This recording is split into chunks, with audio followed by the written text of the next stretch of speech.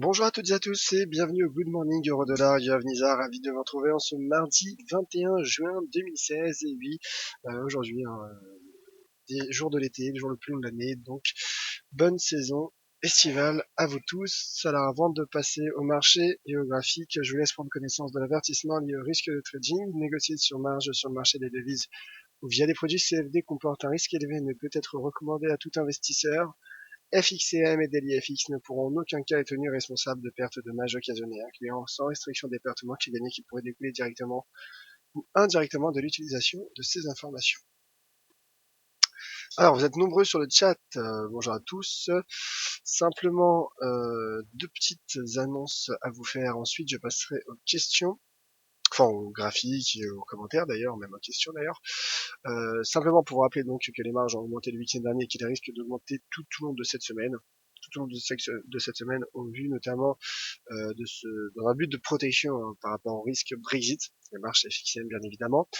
Et je rappelle également qu'il faille être prudent avec des ordres stop, car en cas de forte volatilité, ce qui est attendu jeudi, vendredi, en cas de très forte volatilité, en effet, il pourrait y avoir, il pourrait y avoir un, comment dirais-je, un taux de cotation finalement qui ne permettrait pas au stop de s'exécuter au prix paramétré.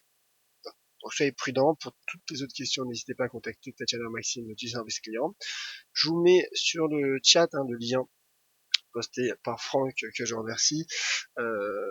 Également, donc ça c'est la deuxième annonce, le portail du Sénat pour celles et ceux qui souhaitent finalement faire part de leur mécontentement concernant la loi Sapin 2. Voilà, projet de loi du moins. Voilà, tout simplement, si vous n'êtes pas d'accord, nous vous invitons à laisser un petit message et de faire part de votre avis. L'équipe d'EDFX et FXCM vous sera reconnaissant. Voilà donc pour ces deux petites annonces. Bonjour à tous, bonjour Patrick, Discalex, Tony, JS Crapulus, JS, Thierry BX, Yves, Milena, Fanny, Jérôme et tous les autres. Donc n'hésitez pas, comme je l'expliquais, à laisser vos commentaires, poser vos questions, ou même comme le font certains d'entre vous, je pense notamment à Tony et à d'autres, de laisser vos graphiques, vos analyses graphiques simplement, et je les posterai pour les autres auditeurs.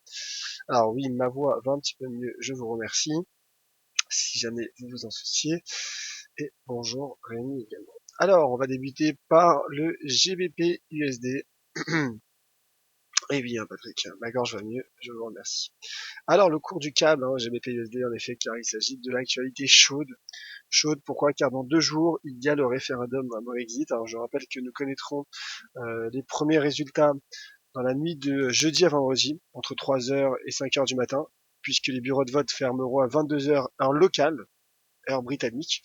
Donc voilà, il y aura un communiqué qui sera fait dès que le camp du Bremen ou le camp du Brexit aura atteint 50% des suffrages, plus 1, logiquement, dès que ce sera finalement acté.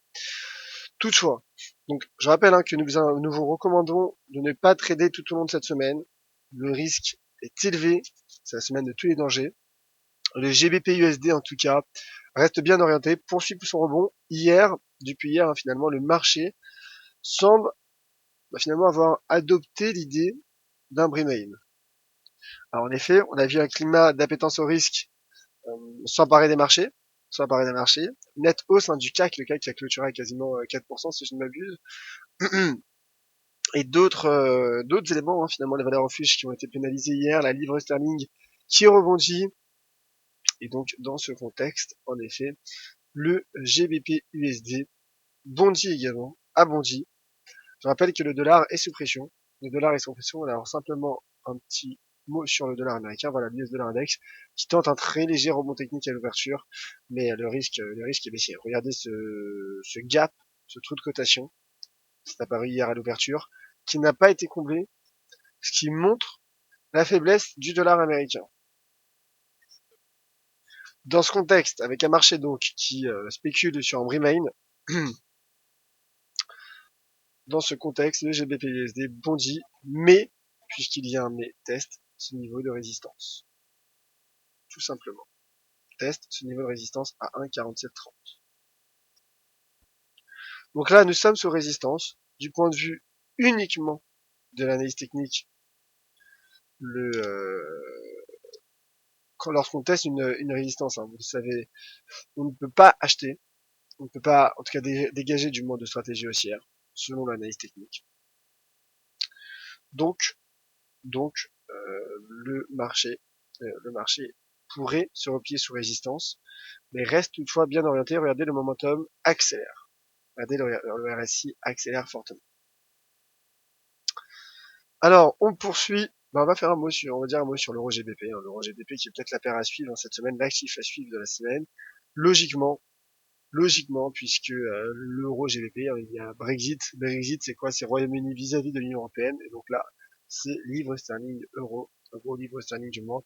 Également, donc l'euro GBP qui reste baissier, mais qui va tester également un niveau de support à court terme pour le coup à 0,7684. Sachant qu'il y a le seuil psychologique, je dirais, en tout cas le seuil symbolique à 0,77 livres, mais le risque est bel et bien baissier sur ce taux de change. Voilà, regardez, hein, regardez la clôture d'hier, le marché qui a clôturé, le cours qui a clôturé quasiment au plus bas de la séance. En effet, rebond technique à l'ouverture, mais on voit que finalement que le, le taux de change reste fragile.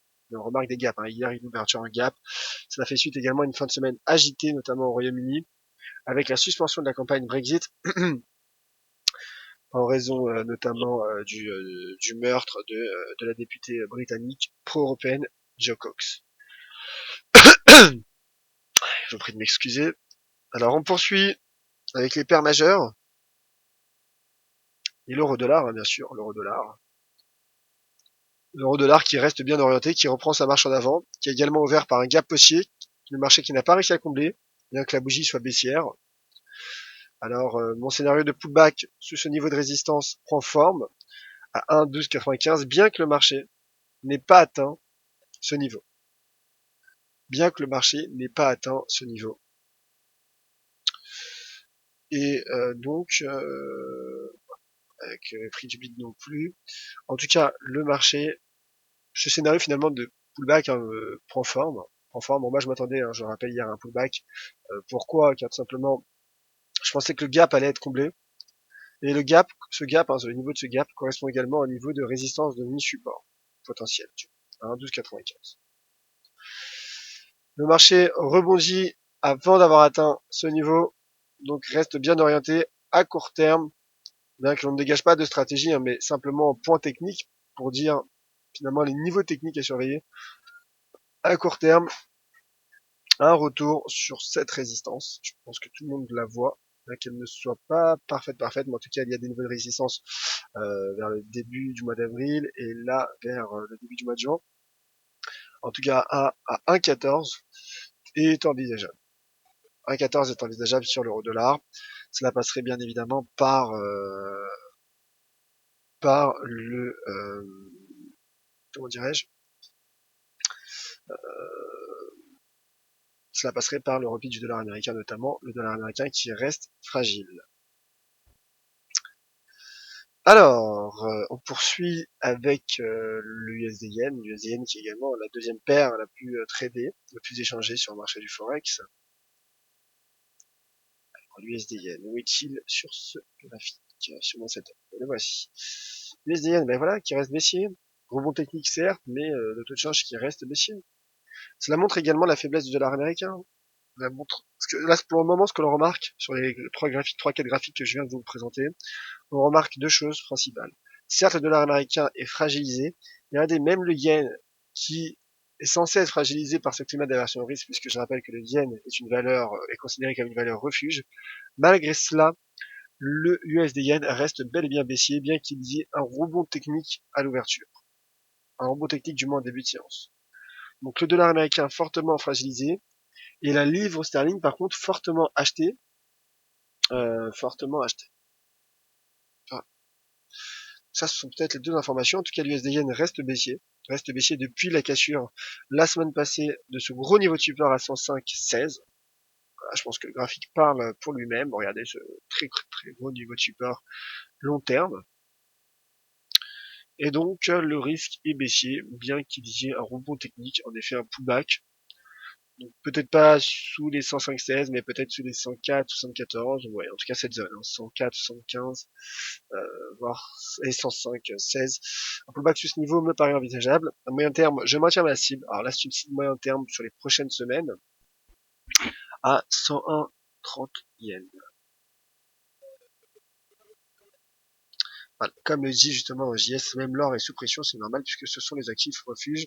Pour un point complet sur l'or et les matières premières, vous me retrouverez donc, je vous invite à me retrouver du moins à 10h15 pour le Commodities Market Report.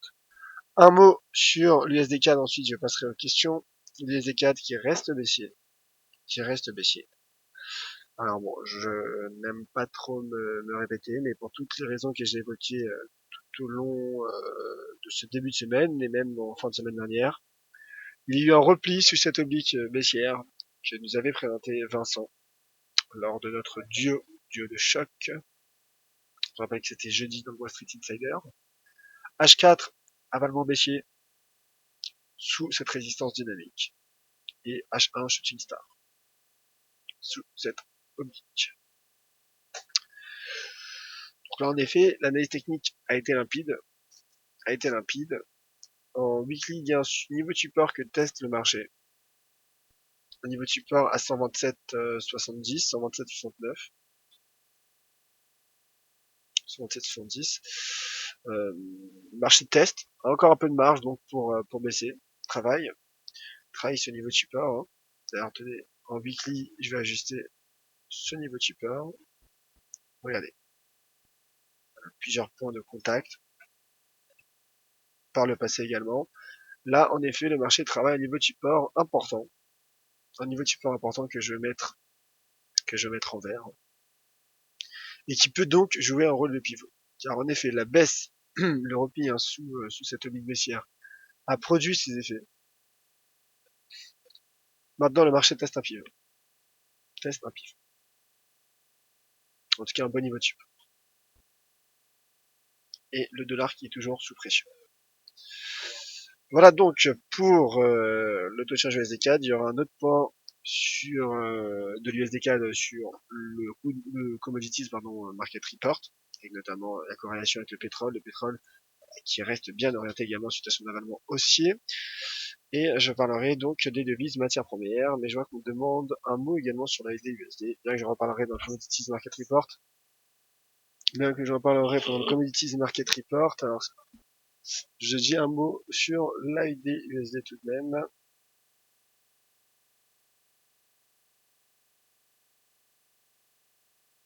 Alors l'AUD USD, haussier, cassure de résistance en cours, seuil d'inversion de polarité à 0,7457 qui est en train d'être franchi, le marché qui est soutenu. Alors ça c'était un auditeur hein, qui m'avait fait part, il me semble que c'était Discalex, cette EMA à 200 jours, donc rebond sur cette EMA 200 jours qui joue également en rôle de support en résistance. Et cette oblique haussière, donc le marché qui reste bien orienté. Techniquement c'est intéressant car en effet de ce ranging bottom, pullback sur les 0,11360 et rebond du marché. On voit encore une fois que le dollar américain est baissier. Donc là, l'USD en effet qui franchit ses niveaux de résistance. À très court terme, un retour sur ce point. Donc là, c'est du très court terme. Pour le coup, sur les 0,75, 0,2 me paraît envisageable.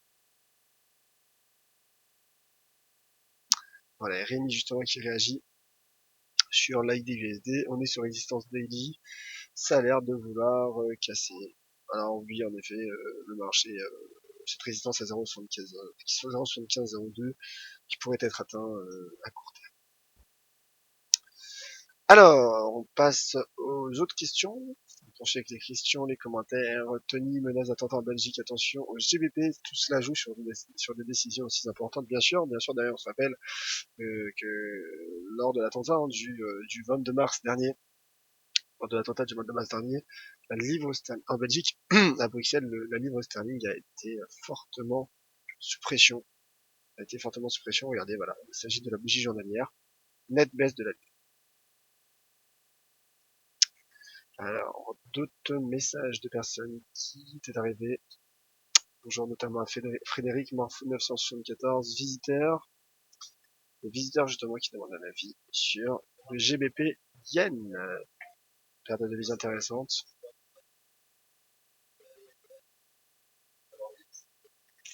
Alors le GBP Yen, il se trouve ici le GBP Yen qui casse un niveau de support. Qui est en train de casser un niveau de support. Alors qui est en train de casser car la clôture journalière, la bougie journalière n'est pas terminée, n'est pas clôturée. D'ailleurs on voit qu'il y a un retracement. Là c'était du mensuel, hein, pardon, excusez-moi. C'est du mensuel. Comme j'ai expliqué hier, bon, il y a une sorte de double top, pas réellement, car j'aurais préféré que la tendance haussière parte de plus loin finalement.